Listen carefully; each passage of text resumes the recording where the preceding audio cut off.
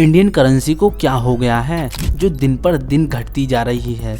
एक समय तक $1 की वैल्यू ₹1 के बराबर थी और आज $1 के बराबर है। ये ऑल टाइम लो है। इंडियन करेंसी को इतना नीचे गिराने में मोदी जी का हाथ है या डोनाल्ड ट्रंप का? क्या हमारी करेंसी ऐसे ही गिरती रहेगी या इसे बचाने का कोई प्लान भी है? आगे डीप में समझते हैं। इंडियन करेंसी को कौन गिरा रहा है, ये जानने से पहले ये समझते हैं कि करेंसी एक्चुअली कैसे वर्क करती है। इसे एक एग्जांपल से समझते हैं। मान लो एक US company Indian software service खरीदना चाहती है। इंडियन सॉफ्टवेयर सर्विस को खरीदने के लिए पहले यूएस कंपनी को अपने डॉलर को इंडियन रुपये में कन्वर्ट कराना पड़ेगा, तभी वो इंडियन सर्विस बाय कर सकती है। जितने भी लोग इंडिया से कुछ भी बाय करेंगे तो उन्हें अपने डॉलर को इंडियन रुपये में कन्वर्ट कराना होगा। जितने लोग अपने डॉलर को रुपये में कन्वर्ट कराने जाएंगे उतनी इंडियन रुपये की डिमांड बढ़ेगी। ये डिमांड जितनी बढ़ेगी उतनी ही इंडियन करेंसी स्ट्रॉन्ग होगी। करेंसी की वैल्यू भी डिमांड और सप्लाई पर ही डिपेंड होती है। जिस करेंसी की डिमांड ज़्यादा होती है वो उतनी ही स्ट्रॉन्ग होती चली जाती है और जिस करेंसी की डिमांड कम होती है तो उसकी वैल्यू उतनी ही कम होती जाती है। इंडियन करेंसी के गिरने के पीछे मेनली 3 रीजंस हैं। इंडिया अदर कंट्रीज से ऑयल, गोल्ड, इलेक्ट्रॉनिक बहुत ज़्यादा मात्रा में परचेज करता है। इंडिया जितनी अदर कंट्रीज से बाय करती है उतना सेल नहीं करती। अदर कंट्रीज से कुछ भी बाय करने के लिए इंडिया को $, की ज़रूरत पड़ती है। इसीलिए इंडिया में जो भी अदर कंट्रीज से कुछ भी बाय करता है उसे पहले अपने इंडियन रुपये को बैंक में जाकर $, में कन्वर्ट कराना पड़ता है, तभी वो दूसरी कंट्री से ट्रेड कर पाएंगे।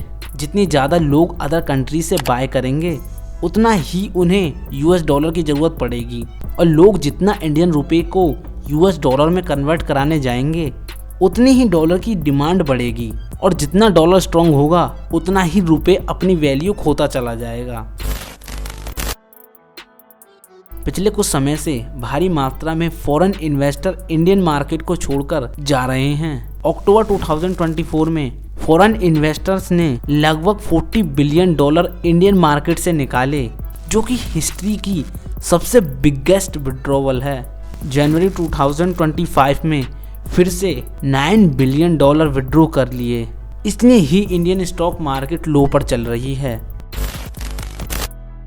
आखिरकार फॉरेन इन्वेस्टर इंडियन मार्केट को छोड़कर क्यों जा रहे हैं? दरअसल इसके 2 कारण हैं। लो रिटर्न्स। पिछले कुछ समय से इंडियन मार्केट कम रिटर्न दे रही है।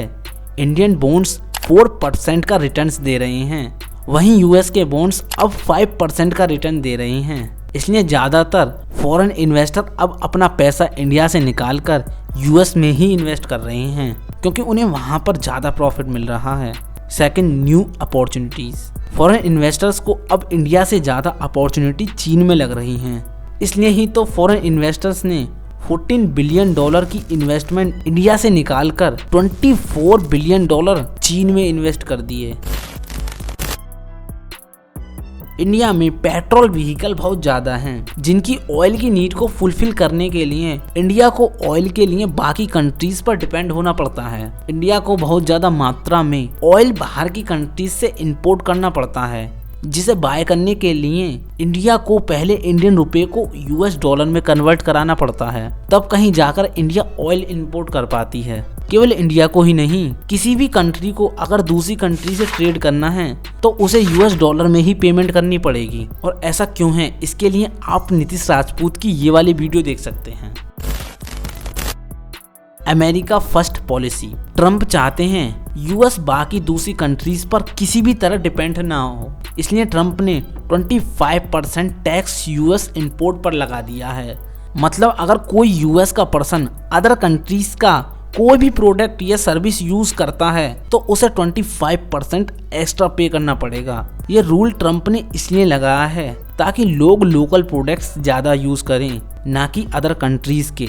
एक तो इंडिया पहले से इंपोर्ट ज़्यादा कर रहा है और एक्सपोर्ट बहुत कम। अब ट्रंप के इस रूल की वजह से इंडियन प्रोडक्ट की डिमांड कम होती जाएगी। जब यूएस में कोई इंडियन प्रोडक्ट यूज ही नहीं करेगा तो इंडिया कम एक्सपोर्ट ही कर पाएगा। अगर कम एक्सपोर्ट कर पाएगा तो कम इंडियन रुपए की डिमांड होगी। Second, made the US dollar stronger. Trump एक नेता कम बिजनेसमैन ज्यादा हैं, क्योंकि उन्हें पता है डॉलर को कैसे स्ट्रॉन्ग बनाया जा सकता है और कैसे अपनी इकोनॉमी को तेजी से ग्रो कराया जा सकता है। ट्रम्प ने यूएस के बिजनेसेस पर टैक्स रिड्यूस किया है।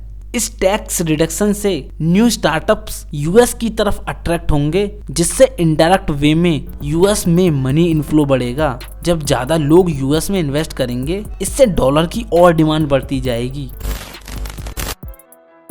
इंडिया अपनी करेंसी को स्ट्रॉन्ग तभी कर पाएगी जब वो अपनी करेंसी की डिमांड बढ़ाए। करेंसी की डिमांड को बढ़ाने का एक सिंपल वे है, वो है इंक्रीज एक्सपोर्ट। जितना ज्यादा अदर कंट्रीज इंडिया से इंपोर्ट करेंगी, उतना ही उन्हें इंडियन रुपी चाहिए, जिससे हमारी करेंसी और स्ट्रॉन्ग बन जाएगी। जैसे जैसे इंडिया में एक्सपोर्ट बढ़ता जाएगा, वैसे वैसे इंडियन करेंसी की भी डिमांड बढ़ती जाएगी। Second, attract foreign investors. Indian currency को स्ट्रॉन्ग करने के लिए इंडिया को कुछ ऐसे रूल बनाने होंगे जिससे इंडिया में और भी ज्यादा फॉरेन इन्वेस्टर्स अपना पैसा इन्वेस्ट करें। Third, use less oil.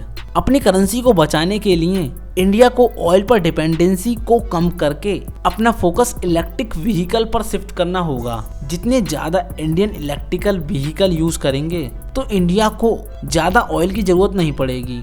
जब ऑयल की डिमांड कम हो जाएगी, तो इंडिया को अपनी करेंसी को बेचकर डॉलर नहीं खरीदना पड़ेगा, जिससे इनडायरेक्ट वे में इंडिया की करेंसी ही स्ट्रॉन्ग होगी।